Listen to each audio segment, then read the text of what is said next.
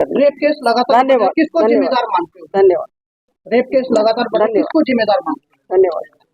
ममता बनर्जी, उन्हें शर्म आनी चाहिए कि उन्होंने हमारी बहनों की अस्मिता का सौदा करने वाले लोगों का संरक्षण करने का काम किया। क्या जो आज नारी सशक्त है, आज नारी जागी हुई है, आज नारी अपने लिए लड़ाई लड़ सकती है, आज नारी अपने लिए बात उठा सकती है, क्या 10 साल पहले ऐसा था?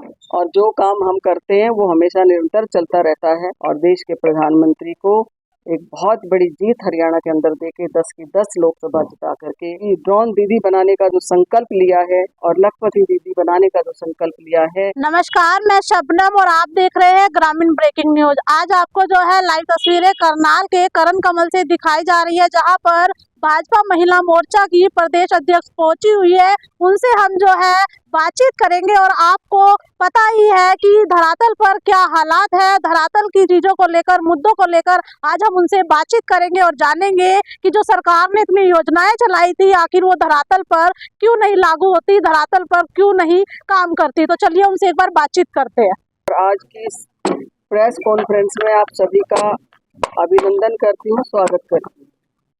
मैं धन्यवाद देना चाहूंगी उस पत्रकार भाई को जिन्होंने बंगाल के अंदर जो बर्बरता हमारी बहनों के साथ हुई, शाहजा शेख करके एक व्यक्ति ने बहुत समय से हमारी हिंदू बहनों को वहाँ पर एक रूम में बंद करके, जिनकी नई शादियां होती थी या जो भी वहाँ की हमारी बहन थी, उनको 500 रुपए दे करके वो काफ़ी दिन तक अपने कार्यालय में रखकर उनके साथ दुष्कर्म का काम करते थे। मैं हरियाणा की तरफ से, हरियाणा के संगठन की तरफ से, हरियाणा सरकार की तरफ से इस दुष्कर्म का जो एक हमारे समाज के सामने ये बड़ी बात आई, इसकी घोर निंदा करती हूँ। और मैं आपके माध्यम से बताना चाहती हूँ कि 6 तारीख को माननीय देश के प्रधानमंत्री नरेंद्र भाई मोदी जी बारासात के उस जिले से, उस डिस्ट्रिक्ट से जो संदेश खाली अभी भारत की बहनों को सीधा संवाद से जुड़ने वाले हैं। और उसी के संदर्भ में यहाँ हरियाणा के अंदर भी हमने करनाल लोकसभा के अंदर एक बड़ा महिलाओं का कार्यक्रम रखा है। उस कार्यक्रम को हरियाणा के माननीय मुख्यमंत्री मनोहर लाल जी सीधा हरियाणा की बहनों से संवाद करने वाले हैं। और इस तरह के जो वहाँ पे दुष्कर्म के जो बात सामने आई है, हमें, क्योंकि वहाँ की मुख्यमंत्री महिला है ममता बनर्जी, उन्हें शर्म आनी चाहिए कि उन्होंने हमारी बहनों की अस्मिता का सौदा करने वाले लोगों का संरक्षण करने का काम किया, जबकि उनको चाहिए था कि उनको संरक्षण महिला शक्ति का होना चाहिए था। उनकी आंखों के सामने ये इस तरह के दुष्कर्म का जो बात उनकी आंखों के सामने हो रही थी, उसकी उनको बिल्कुल भी परवाह नहीं थी। और उन्होंने शाहजा शेख को पूरा संरक्षण देने का काम किया। और मैं आपके माध्यम से हरियाणा की तरफ से उन बहनों को कहना चाहूँगी कि वो बिल्कुल चिंता ना करें। देश के माननीय प्रधानमंत्री नरेंद्र भाई मोदी, जो कि हमारा भाई है, और उन्होंने महिलाओं की अस्मिता के सम्मान के लिए हमेशा लड़ाई लड़ी है। और जितना मान सम्मान उन्होंने भारत की महिलाओं को देने का काम किया है, मुझे लगता है कि ऐसा भाई जब साथ हो तो किसी भी बहन को अपने आप को कमज़ोर समझने की आवश्यकता नहीं है। इसी कड़ी में हमारे यहाँ पर बहुत अच्छा एक कार्यक्रम महिला दिवस पर हमने करने का एक लोकसभा करनाल के अंदर रखा है। उसमें हमारी हजारों की बहनें जुड़ कर के माननीय प्रधानमंत्री जी को और माननीय मुख्यमंत्री मनोहर लाल जी को यहाँ पर सुनने वाली हैं। और निश्चित तौर पर, क्योंकि अंतर्राष्ट्रीय महिला दिवस है, तो आप सबके माध्यम से मैं सभी भारत की बहनों का और विशेष तौर पर हरियाणा की बहनों को बहुत बहुत शुभकामनाएं देना चाहती हूँ।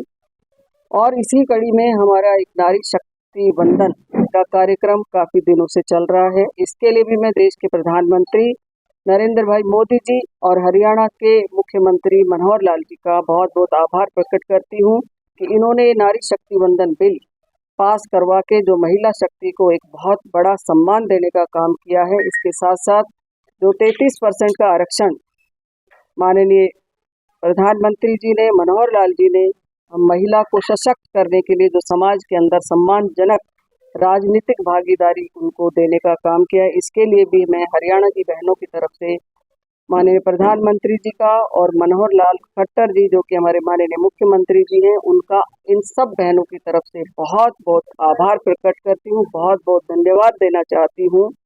इसी में बहनों को सशक्त करने की ओर माननीय प्रधानमंत्री जी ने हमें हमारी बहनों को ड्रोन दीदी बनाने का जो संकल्प लिया है और लखपति दीदी बनाने का जो संकल्प लिया है और उसको आगे बढ़ाते हुए मनोहर लाल जी ने हरियाणा के अंदर भी इस संकल्प को लिया है।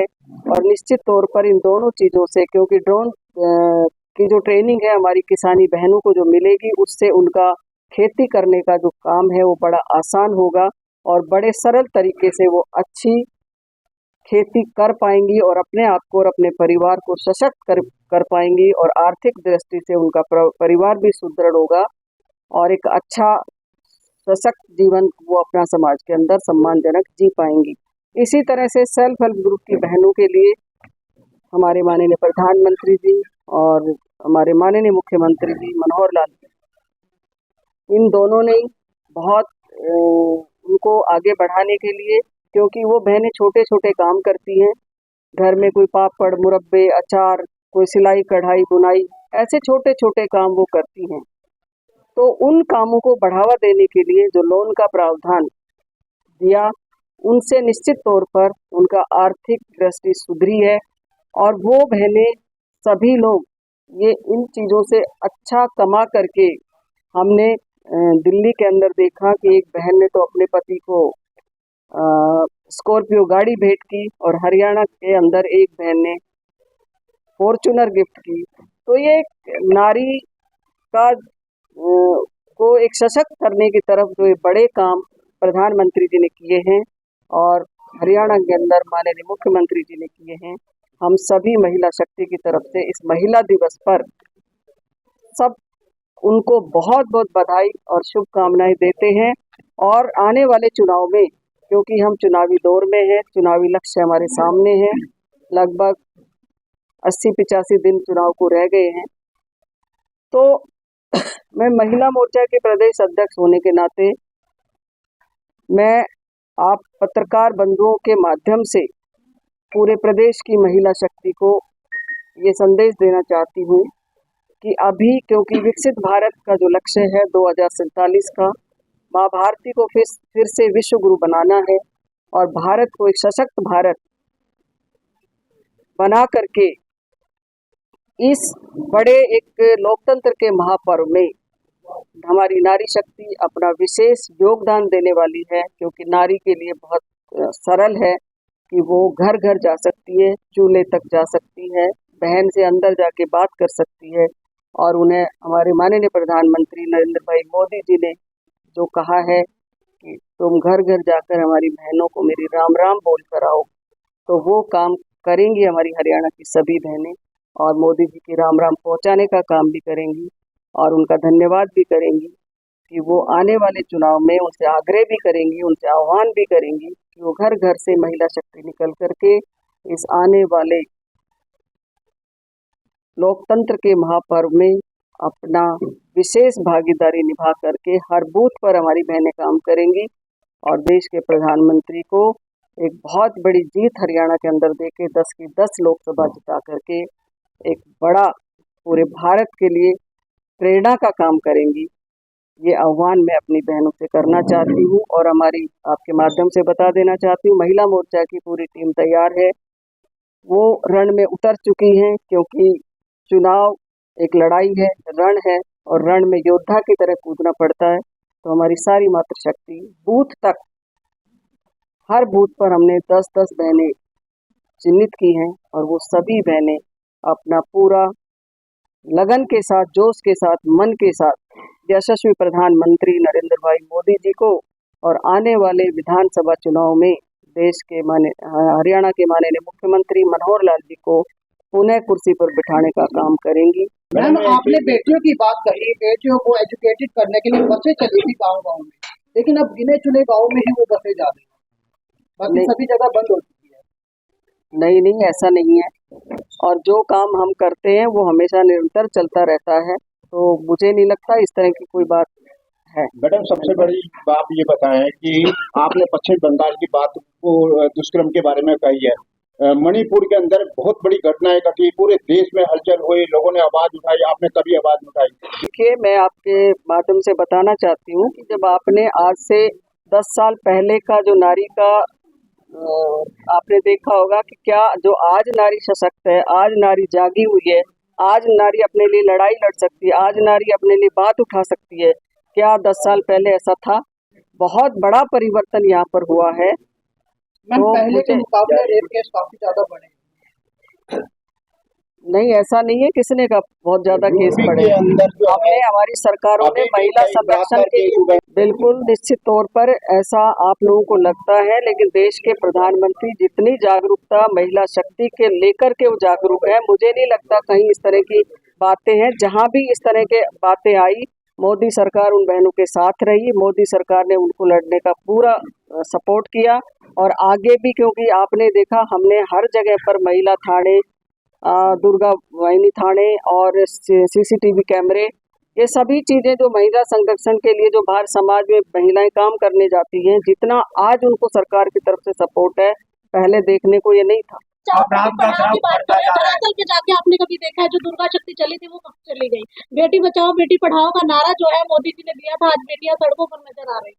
आपको ये भी पता होगा कि हरियाणा की पानीपत से ही मोदी जी ने ये उकार भरी थी कि यहाँ पर जो पहले बेटियां नहीं मिलती थी बेटों को शादी के लिए, और यहाँ से आज जो लिंग अनुपात में देखेंगे तो हमारी बेटियां बेटों से ज्यादा है। ये सबसे बड़ा महापुण्य का काम करने का काम किया तो मेरे देश के प्रधानमंत्री ने किया, मनोहर लाल जी ने किया, और आज वो मेरी बेटियां खाली बची नहीं है, उनको पढ़ाई लिखाई, उनका सम्मानजनक, उनका शादी का भी तक की गारंटी मोदी ने और मनोहर लाल जी ने ली। रेप केस लगातार, धन्यवाद, किसको जिम्मेदार मानते हो? धन्यवाद। रेप केस लगातार बढ़े, किसको जिम्मेदार मानते हो? धन्यवाद। तो आपने देखा भाजपा महिला मोर्चा की प्रदेश अध्यक्ष अपने कार्यक्रम को लेकर आज जो है करण कमल में पहुंची थी, और किस तरह से उनसे जब बातचीत की, उनसे क्वेश्चन किए गए तो कहीं ना कहीं वो नजरें छुपाती हुई नजर आई। क्योंकि आपको बता दें कि जो योजनाएं सरकार चला रही है वो धरातल पर क्या हाल है उससे तो आप रूबरू हो।